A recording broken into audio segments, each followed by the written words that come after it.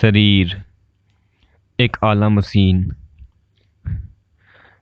किसी व्यक्ति के भौतिक सृजन का सबसे अभिन्न अंग उसका अपना शरीर ही होता है। उसका शरीर ही वह उपहार है जिसका एहसास उसे सबसे पहले होता है। यह सबसे आला मशीन भी है। इस धरती की सभी मशीनें इस मशीन से ही निकलती हैं।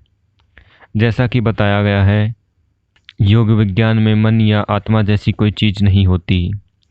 हर चीज़ को बस शरीर कहा जाता है और स्थूल से सूक्ष्म तक उसके 5 आयाम होते हैं।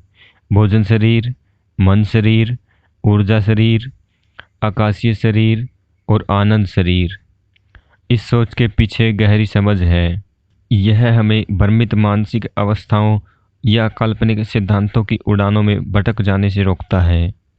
जब हम भौतिकता के सूक्ष्मतर दायरों में कदम रखते हैं और धीरे धीरे उनसे परे जाते हैं, तब भी यह हमें मजबूरी से हकीकत से जोड़े रखता है। भौतिक शरीर का निर्माण इस तरह किया गया है कि यह आपकी बिना अधिक भागीदारी के भी काम करता रहता है।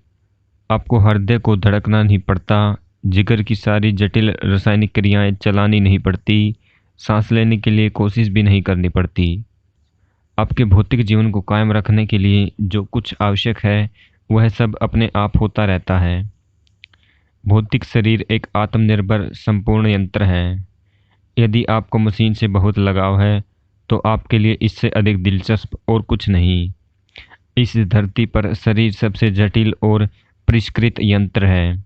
यह उस यांत्रिकी का चरम स्तर है जिसकी आपने शायद कल्पना भी नहीं की होगी। यह इलेक्ट्रॉनिक्स का उच्चतम स्तर है जिसके बारे में आपने कभी विचार नहीं किया होगा। यह विद्युत परिपथ का सर्वश्रेष्ठ स्तर है जिसके बारे में आपने संभवतः सपने में भी नहीं सोचा होगा। चलिए मान लीजिए कि आपने दोपहर में एक केला खाया। शाम तक वह केला आपका रूप ले लेता है। डार्विन ने आपको बताया था कि एक बंदर को इंसान बनने में लाखों साल लग गए, लेकिन आप कुछ ही घंटों में एक केले या रोटी के एक टुकड़े को इंसान में बदलने में सक्षम हैं। स्पष्ट है कि सृष्टि का स्रोत खुद ही आपके भीतर कार्य कर रहा है।